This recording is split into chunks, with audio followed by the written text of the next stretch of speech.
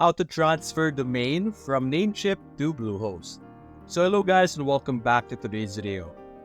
To get started, you're first going to navigate to the domain that you want to transfer. In our case, we have this domain over here. Simply click on Manage. Now, there are several things that you would need to modify to be able to initiate a transfer, such as the name servers. In Bluehost, you would need to modify it to accommodate their name servers over here, which is ns1 bluehost.com and then ns2 bluehost.com. You would need to also disable the domain lock that you have under your domain, as you can see here.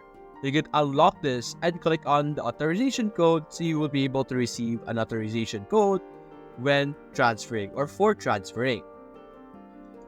Now, another requirement for transferring a domain into Bluehost is that the domain should be under or over 60 days old, meaning you should have purchased that domain after 60 days, and then you will be able to transfer that domain.